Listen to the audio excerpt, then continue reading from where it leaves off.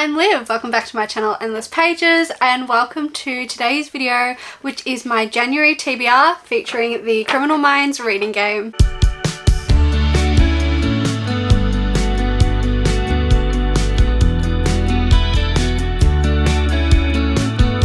Hello, welcome to my very first TBR video of 2026 and welcome to my first time playing the Criminal Minds reading game. Yes, reading game.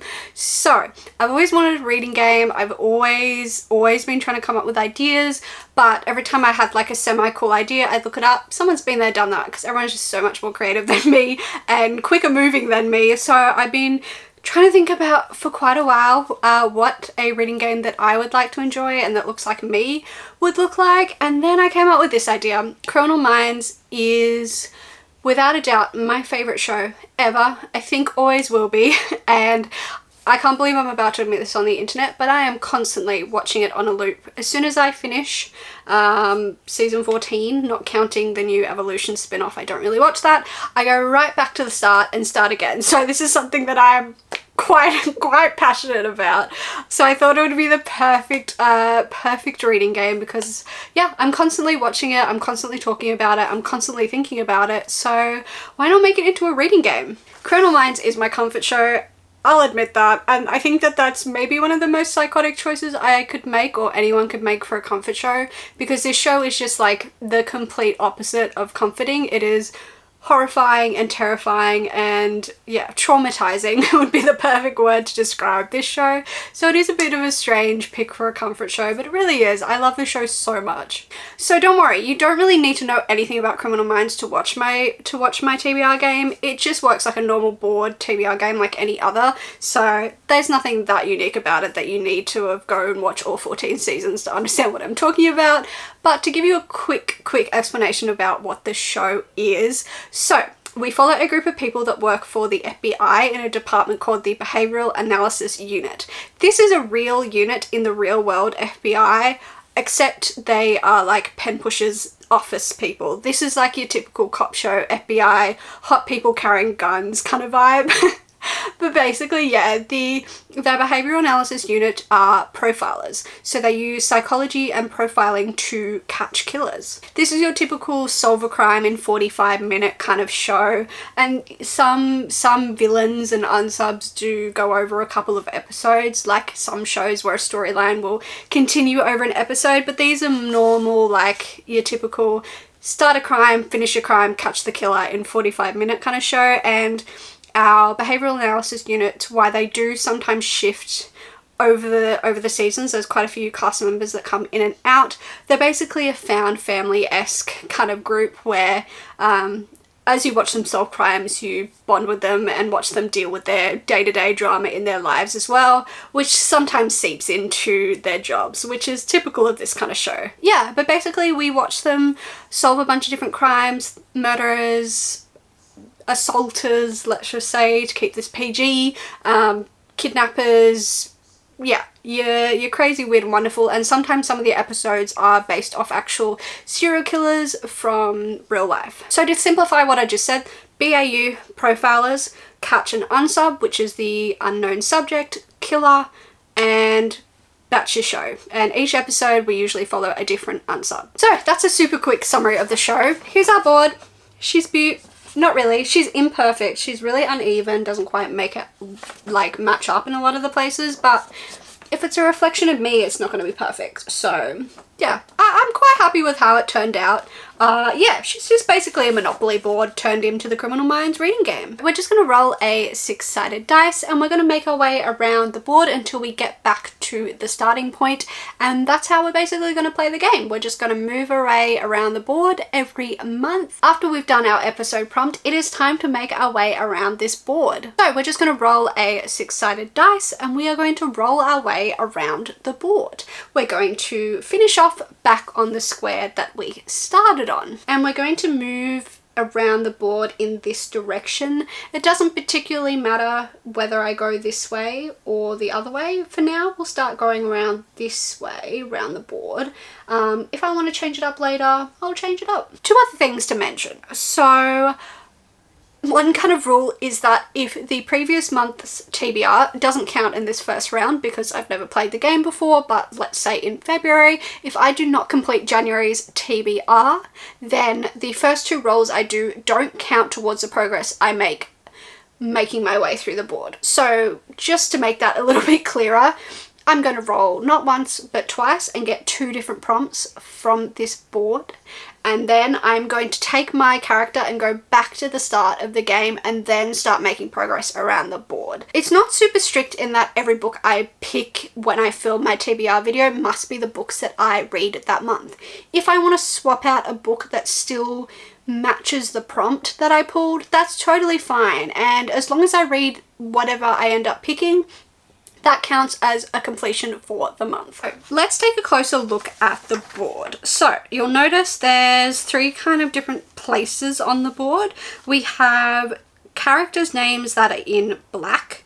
So the black are our BAU, Behavioural Analysis Unit members. So going along, we've got Hotch, Morgan, Prentice, Tara, Garcia, Reed, Gideon, JJ, Rossi and Luke. That is not every person that's been part of the BAU, but like I said, we've had quite a few members.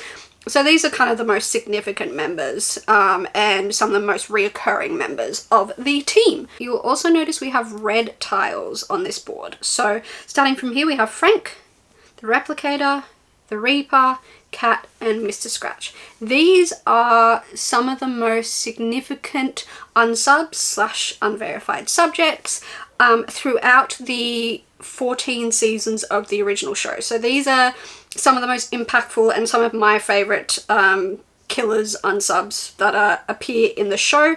So if you land on any of the members of the BAU, the Behavioural Analysis Unit, you land on just a normal prompt. So each square has 1 prompt that's associated with it. I may change this in the future, but for now we're just going to leave it how it was. I did and ah about maybe making some of them relevant to the character itself, but I feel like that made it really specific and narrowed it down too much that it might get a bit boring to watch if I just have the same prompt over and over, if that makes sense. One that's like super specific. So some of them are a little bit related to the characters, others are not. So yeah, I tried to make it as related as I could without making the game boring or really narrowing down my book choices. Now that we've identified all of our BAU members, let's talk through their prompts. So if we land on one of the BAU members' squares, it's basically just a normal prompt. Each one has 1 prompt associated with it. I was going to make it like super character related, but I just found that that really narrowed down the options for what books I could pick and just be like, it wouldn't be very interesting for very long. So some of them are semi-related to the characters themselves. Other prompts are just more broad prompts that, you know, I don't think will be as boring seeing them over and over again on the board. So let's go through all of the BAU members and their prompts. These are not all of the BAU members, Behavioural Analysis Unit members that appear in the show. It's just the most significant ones because I couldn't fit them all on the board. There's a lot of them throughout the show's 14 seasons. So first up we have Aaron Hotch. His prompt is 2 guns because he carries 2 guns. Pretty self-explanatory. So the prompt for that is read a book with 2 or more points of view. Then we have Agent Derek Morgan. This prompt is called Baby Girl. If you watch the show, you know who Baby Girl is, but basically Morgan has a very flirty relationship with another member of the team, and his nickname for her is Baby Girl, and it's kind of running gag throughout the show. So the prompt for Baby Girl is read a romance. Next up we have Emily Prentice. Her prompt name is Lauren. I will not explain because it's a major spoiler, but yes, her prompt name is Lauren and the prompt for that is read a thriller. Next up we have Tara. Tara's prompt is called Queer Rep. Read a book with LGBTQIA plus rep. Then we have the character of Penelope Garcia. Penelope Garcia is not a profile like the rest of the members of her team, but she is the technical analyst. So she's the computer geek, nerd, hacker kind of the team. Garcia is a fashion icon. I'm going to cut back to me and look, these are some examples of her outfits from the show. Just absolutely iconic. Appreciate these. Beautiful. So her prompt is called Fashion Icon, and the prompt for that is read a book with a colourful cover. Moving on, we have Dr. Spencer Reed. He is the youngest member of the team and basically he's a genius. He has a really high IQ, and they call him Boy Genius a lot. So the prompt name is Genius, and the prompt is read a translated book because he is constantly reading books in other languages. Next up on the board we have Jason Gideon. This is the one prompt I left super specific, only because I was really proud of the prompt. So I decided to leave it in as it is. I thought it was okay if there's only one super specific one on the board. So Jason Gideon's prompt is called The Nelson Sparrow, which is a bird. And the prompt for that is read a book that has either a bird on the cover, part of the plot, part of the title, whatever way works. This is basically because Jason is a huge bird lover. He loves watching them, looking at artworks of them, learning about them. It's basically his out and his, I guess, sense of relief from the horrors of the stuff that he deals with at work. So it's his kind of safe space, looking at birds, loving birds, talking about birds. So that's why I made his prompt like that. Next up we have Jennifer Giroux, also known as JJ. Her prompt is called Media Liaison Officer. That is because that's how we're introduced to her in the show. Her role at the start of the show was Media Liaison for the BAU team, and the prompt for this is read a book featuring a sibling dynamic. This is because her dynamic with her sister is quite a significant part of a few of the seasons of the show. Next up we have David Rossi. His prompt is called Best-Selling Author.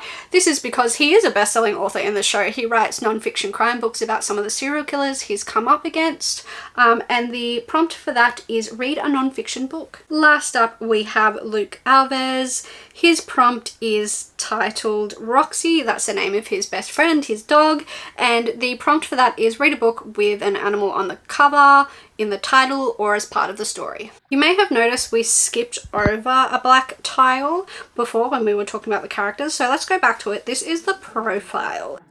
Basically the profile, like I said earlier, is kind of how the BAU help the local police of whatever city or town they're in find the unsub. So throughout the investigation, as they learn more and more about the unsub through their victims, they create something that is called the profile. And this is kind of a list of characteristics that will help local police, but we say local police. It's never local police that solve the crime, but it's meant to help. Sorry, I'm talking about in the show, not real life. It helps the police narrow down the suspect pool for who they should be looking for. So yeah, as the agents learn more about the unsub, they put together this profile. Basically, you see things like you're looking for a male in his 20s to 30s. You're looking for someone with abandonment issues. You're looking for someone who has gone through a recent trauma. It is a list of characteristics that are presented to the local police to help them find the suspect. If I land on this tile in the game, I'm going to have to randomly pick 2 prompts and find a book that matches both of those prompts, kind of like the profile. So let's talk through these prompts. I tried to make them as generic as I can. If you have any recommendations for any others, please let me know. But basically, super quickly, we have a red cover, at least 50% of the cover, weapon on the cover, Australian author, library book, over 500 pages, TBR card, 5-star prediction, LGBTQIA plus rep, new to me author, colour wheel, book with a 2-word title, book with no people on the cover, a hardback, a book with a map, a book that's been adapted, a book with a cover quote by an author I love, a book with letters of my name on the cover, so LOLIVIA, I almost just started spelling my name wrong, books with flora on the cover, or a book that has less than a 4-star on Goodreads. Before we even start rolling the dice in this game, we have something called the episode prompts. There is quite a few, I guess you would say, reoccurring tropes that kind of happen in this show throughout its 14 seasons that I have, while rewatching the show, written down things that happen semi-frequently.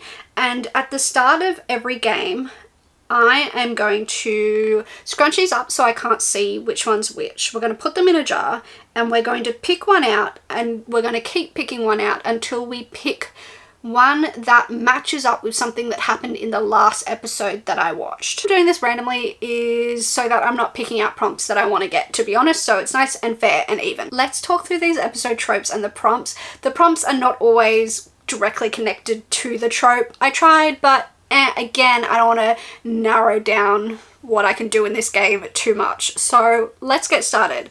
First up, if the episode has a team bonding scene or like an wholesome moment at the end between a member of the BAU and one of their family or friends, just a wholesome scene that's not related to the unsub, then I have a friend pick my read. I don't know exactly what this will look like. It's not super strict. I might give them a list to pick from. I might just say, go through my physical TBR, pick one, or I might just say, pick whatever book you want me to read. Next up, we have the trope of feeling sympathetic towards an unsub or an unidentified subject. There are some episodes where you see the unsub's past or childhood, and you can kind of understand how they got to that mindset and why they are the way they are, and you kind of feel sorry for them.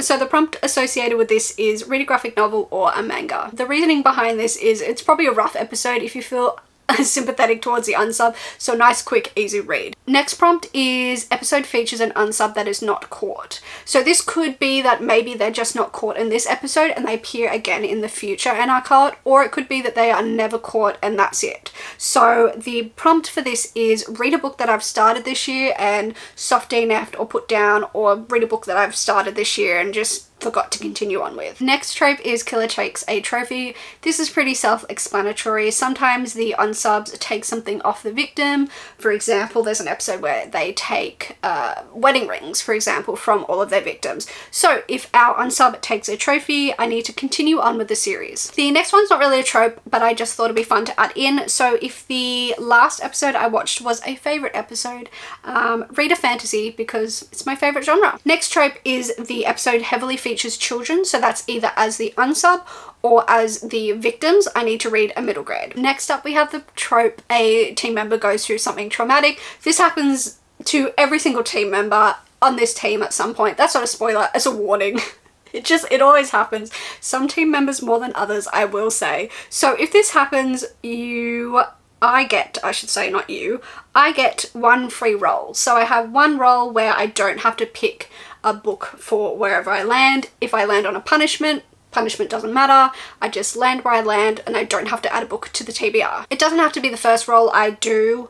If I'm worried I'm getting close to a punishment or something, I might choose it then, but yeah, I can use this roll whenever I like. The last trope is if the unsub is female. This doesn't happen super frequently, but these are usually fantastic episodes when the unsub is female. So the prompt for this is pretty self-explanatory. Read a female author. So yeah, those are the episode prompts. Again, I'll just randomly pick one out until I find one that matches the last episode that I watched. A couple of symbols as well on this board. There's no rhyme or reason for why these are on the board. I just wanted to add them in. One of them I thought it was really funny to add in. I'll tell you which one that is. And others I just wanted to fill the square with something other than character prompts that would make the board a little bit more engaging to look at. So let's talk through the prompts associated with those images. First up, as you can see here above the start, we have an FBI bulletproof vest. So the prompt for this is do a self-care activity. The reason being, the vest prevents you from getting shot, so take care of yourself, do a self-care activity. As you can see, we have a jet. The team has a jet, the FBI BAU have a jet. It's crazy, I know. It's basically another member of the team. They get on the jet to travel to whatever location they've been invited to by the local police to catch some killers. And the prompt for this one is called Wheels Up in 30. That is a reoccurring line that often happens on the show because whoever is the leader of the team at the time will say Wheels Up in 30, which means 30 minutes and we're leaving, better hurry up. The time can change, but normally it's Wheels Up in 30. So the prompt for this is read a book 300 pages or under. The next image we can see here is the logo for the Behavioural Analysis Unit, the BAU. That is their logo. So the prompt for this is to read a book that features found family. Next up, you can see we have this bowl, which if you couldn't tell, it's a bowl of chili. I'm not going to explain why this is on the board because you don't want to know, honestly. It's from one of the most iconic but traumatizing episodes on the show, and I'll just never recover from watching that episode, really. So I thought it deserved a space on this board. Plus, I thought it was quite funny to include it, to be honest. If you've watched the show, you know why it's on there, honestly. Iconic, iconic. So basically the prompt for this has nothing to do with the episode or the bowl of chili. I just wanted to add the bowl of chili, to be honest. So the prompt for this is read a TBR vet. The last thing you will notice here is a director's chair, and that is because one of our cast members, Matthew Gray Goobler, who plays this character here, Dr. Spencer Reed, he directs quite a few of the episodes, as do some of the other cast members, I believe, at some point throughout the 14 seasons, but his episodes are honestly some of the most traumatizing in the show. They're some of the most fucked up episodes. You'll be watching it and it'll say, you know, directed by Matthew Gray Goobler on the screen. You'll be like, ah, it all makes sense. So the prompt for this is read a horror. Let's move on to our punishment spaces on the board. These are the names that you can see in red. So these are our unsubs or unknown subjects. These are some of my favorites / some of the most significant unsubs that appear in the show. A lot of these have reoccurring episodes, or they're so big that their story covers a couple of episodes rather than just one episode. So yeah, they're punishment squares because they're unsubs, they're the bad guys, and let's talk about the punishments associated with landing on their tiles. First up we have Frank. Frank is a unsub that's quite early on in the show. I decided the prompt for him might be a little bit harsh, but I don't know, we'll see. I don't have a huge chance of landing on him, to be honest, so I thought it was okay. But basically, I said earlier that I can change out any books in this TBR, so if I picked a particular book for the prompt, I don't know, as an example, Hot, 2 Guns, read a book with 2 POVs. If I pick a book for this and decide I don't want to read it, I can change out for another book that still matches the prompt. So, you know, nothing too crazy. But if I land on Frank during the game for that month, I cannot change any books on the TBR. I must read what I have told you in the TBR video. We have the replicator. He's very much like his namesake, then that is all I will say. But the punishment for the replicator is add a second book onto the last prompt you landed on. So basically, if I landed on Tara, for example, in my last roll and got LGBTQIA plus rep, I then have to pick 2 books that meet that prompt. Next up we have the Reaper. The punishment for him is to move back 5 spaces. Next up we have the unsub Cat, and her punishment is read a 500 plus page book, and because this is a punishment, it cannot be an audiobook.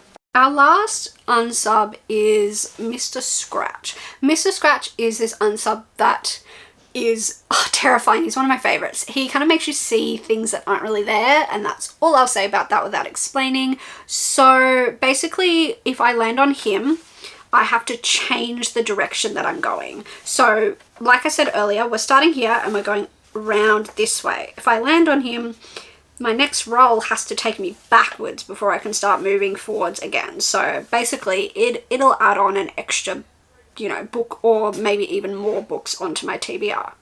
So I hope that wasn't like too much info dump word vomit at you. I'm just very excited. I hope the rules make sense. They're logical to me, but that doesn't mean they're logical to other people. So if you need any clarification, please let me know in the comments if you are confused about anything. But yeah, that is my rough explanation of this TBR game.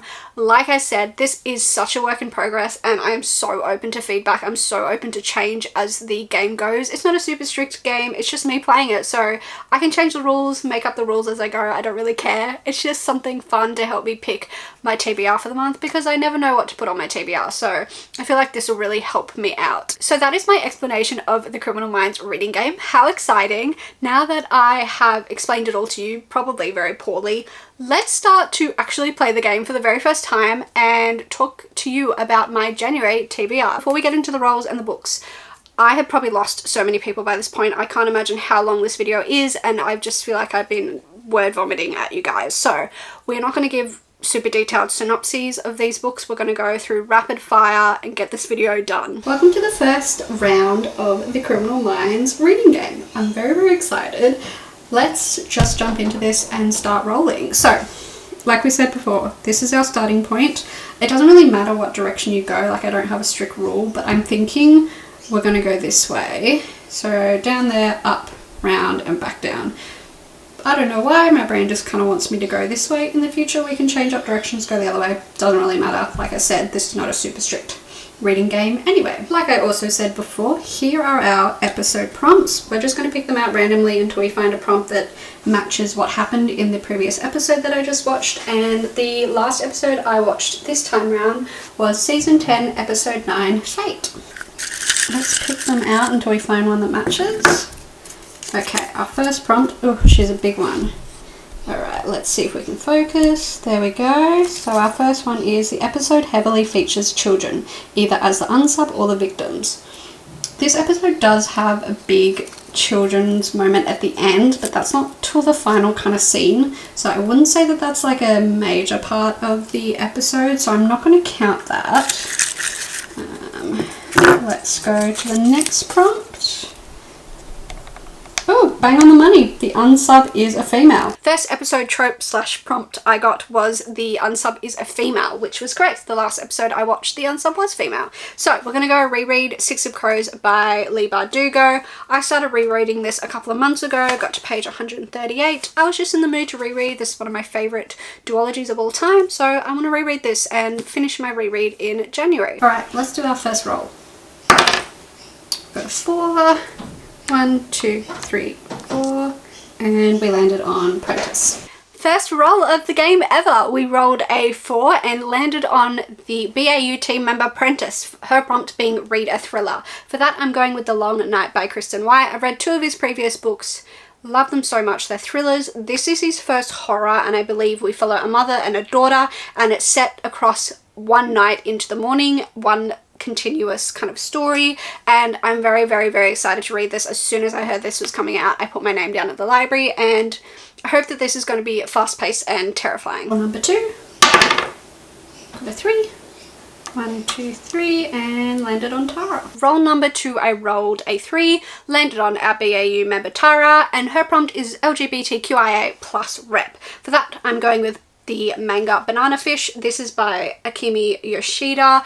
This is like a spy gay romance, I think. I think it's quite dark, and I have had people say, I don't know if you're going to like that to me, but I am curious to try it out. I've seen clips from the anime on TikTok, and that's what kind of made me curious about this book. So I believe this is an older one, so I'm a little bit concerned about, you know, how the relationship's going to be treated, seeing as though it is an older manga, but we'll see. Roll number 3. Ooh, we have a 1. But we landed on Garcia. Roll number 3, I rolled a lucky number 1 and landed on the lovely Garcia. Her prompt being a colourful cover. So for this, I'm going with Wondersmith, The Calling of Morrigan Crow, the second book in the Morrigan Crow series. This is a junior / middle grade if you're American fantasy series. Basically, you follow Morrigan Crow. She's seen as cursed, unlucky, and she gets told that she's going to die on her 11th birthday. Then she gets rescued by this strange man. It's not as creepy as it sounds, and whisked away to this magical world where she has to kind of enter this competition. It's absolutely fantastic. The first book was just 5 stars. I started this in December and didn't finish it. I got up to page 244. So I just want to finish the last little bit. Roll number 4. Another small number, 2. Just missed a punishment. 1, 2. The BAU. Roll number 4, I rolled a 2 and got the BAU, the Behavioural Analysis Unit. So the prompt for that is Found Family. This recommendation comes from Sash, who I put in the group chat. I was like, someone give me a found family, I can't think anymore. And Sash recommended me this one, so thank you, Sash. This is Assistant to the Villain by Hannah Nicole Mayer. I think that's how you say that. I don't really know much about this. Is it a romantasy? Yeah, it's a romantasy.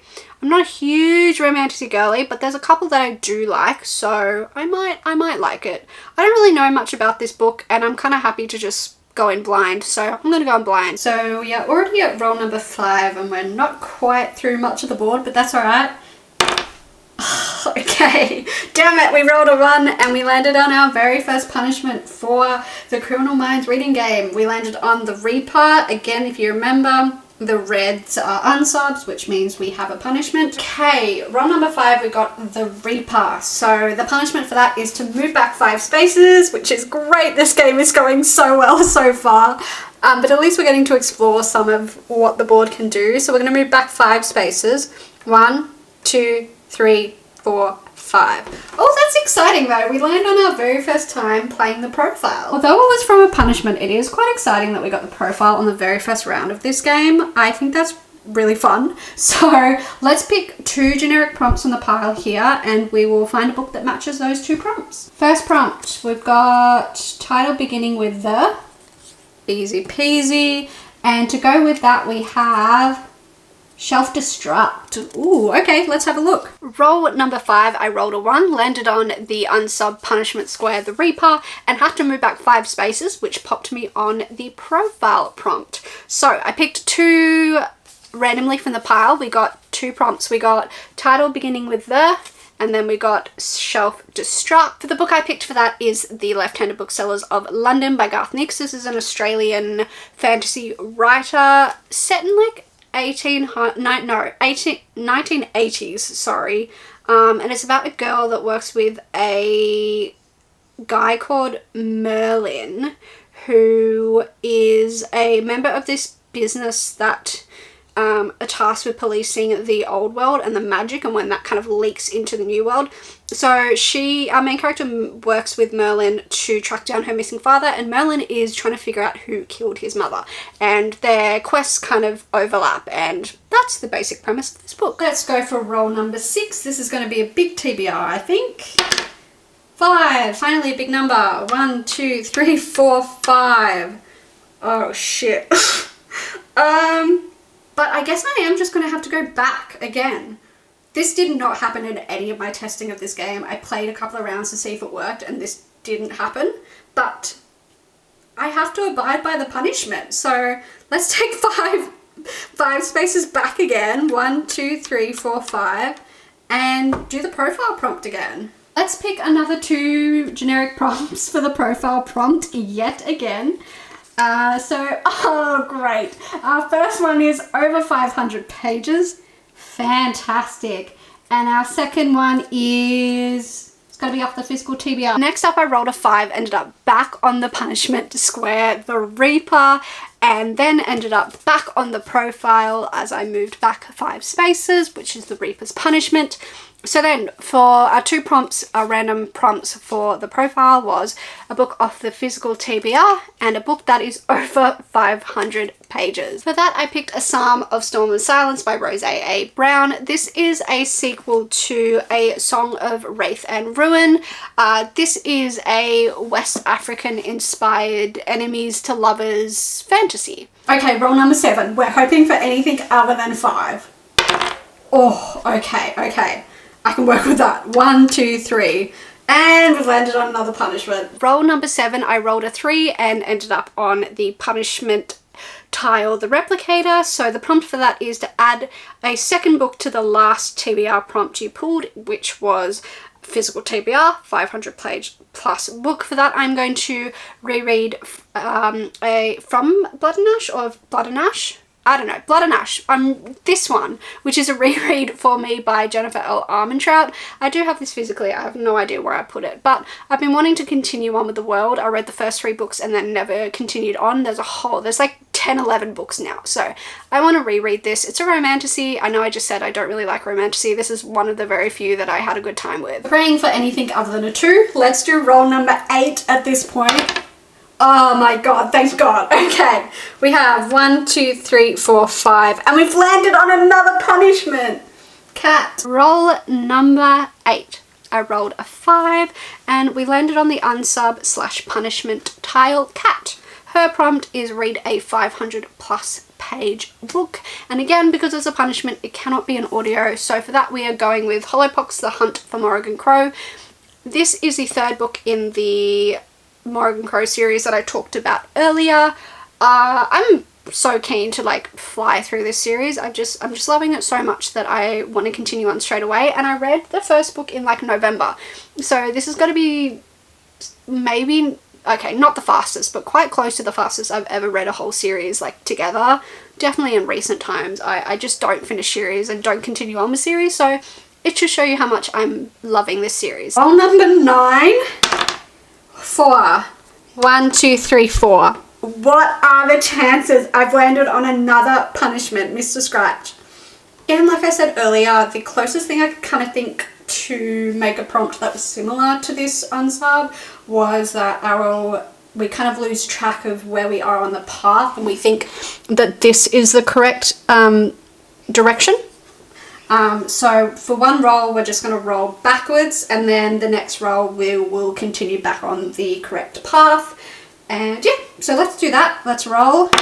Nothing beat. Ah, yes, finally something's going my way. We only got one, and we landed on directed by Matthew Gray Goobler. I forgot to pick our random pick for Mr. Scratch as well, so I also need to add to the TBR a book with a weapon on the cover. Roll number 9. I rolled a 4 and landed on Mr. Scratch, who is our unsub, so it is a punishment square. So we got 2 elements to this prompt. First up, we had to randomly pick from the profile picks, which I have somewhere here. Yes, I have here. So our random pick was weapon on the cover. For that, I am going to be rereading actually, The Black Hawks by David Ragg. This was a really fun fantasy that I read ages ago and never continued on with the series. It actually might be a duology or a trilogy, something like that. I never continued on with the series. Super quickly, it's about a guy and he's working for his uncle. It's not quite how he ever imagined it, life as a knight, and then there's like an uprising, king gets overthrown and he gets stuck with kind of babysitting this really shitty prince, and then he falls in with this crew called the Black Hawk Company. I absolutely adored it. I thought it was absolutely fantastic, and then I never continued on with the series, like I said. So I want to reread it because I was very kindly gifted the sequel recently, so I finally have an excuse to continue on. The second part of Mr. Scratch's punishment is to go back in the wrong direction. So we luckily only rolled a 1. Thank God, the only luck I've had so far in this game, to be honest. And we landed on directed by Matthew Gray Goobler. The prompt for that is to read a horror. And for that we are reading I don't know why I keep saying we. I am reading Clown in a Cornfield 2, Friendo Lives. This is a sequel to Clown in a Cornfield. This is a YA horror. Clown goes on murdering people in a small town. I adored the first one, thought it was so fun. I think there's like 3 books in this series, so this is book number 2, and I am keen to get back into this really fun world. Okay, roll number 11. Good lord. This is a big TBR. We have a 2. 1, 2, we landed on Rossi. We need a 3 or above to bring us home. Let's hope we get that because this is roll number 12. Come on, yes, 4. 1, 2, 3, 4. We're done. Okay, then finally, as you saw, we only had 1 more roll. I'm absolutely losing my voice after this, so thank God we're at the end. So, roll number 11. I rolled a 2 and landed on our BAU member Rossi, and that prompt is read a non-fiction book. So, while I was creating this game, I was like, I need to have some non-fictions prepared in case I land on this tile. I want to read more non-fictions. I read none in 2025 and like 1 in 2024, so that needs to change. So, from my list of non-fiction, I picked the Mindhunter audiobook.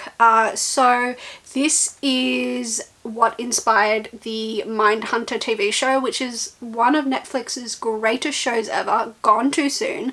And yeah, I absolutely adored the book. It is also, this book being on the TBR is very on theme for the Criminal Minds reading game because it is about serial killers. So I thought it was very fitting to be the first book on the Criminal Minds reading game TBR for the Square of Rossi tile. I keep calling everything different names. Tile of Rossi. So yeah, I'm very excited to get into this, and I think audiobooks is the best way for me to read non-fiction. I am genuinely puffed out from filming this. I'm like sweaty, I'm puffed out. This was overwhelming. I don't think I realized how overwhelming and overstimulating this was for me to try and film. But hopefully I have explained it well enough that you understand. Let me know in the comments if there's anything you want clarifying, if you didn't think that I was clear enough on a certain rule. But yeah, that is my explanation and TBR for the very first time playing the Criminal Minds reading game. I'm so excited that this is finally seeing the light of day. Yeah, I'm so excited that I'm playing this. I'm semi-proud of it. I'm a little bit proud of it. I think it's fun and I can't wait to see what you guys think of it. My TBR for this month is absolutely insane. This round, I couldn't have asked for a more fun, chaotic round to show off this game. I don't think hopefully other rounds will be as chaotic. I think it was just I don't know, beginner's luck. So yeah, I was just looking at my TBR, that's why I keep looking over there. My TBR is nuts and very unrealistic, so I think we're definitely going to be taking a punishment next month. That is, I feel like, almost certain. Thank you again so much for watching this video. Please do give it a like if you enjoyed it. It was a nightmare to film, and what I'm imagining is going to be even more of a nightmare to edit with my limited editing skills, so please give it some love if you would like to. That would be very much appreciated. And subscribe if you would like to see more of my content or more of me playing the Criminal Minds reading game. Thanks again for watching, and I will see you in whatever the hell I post next. Bye!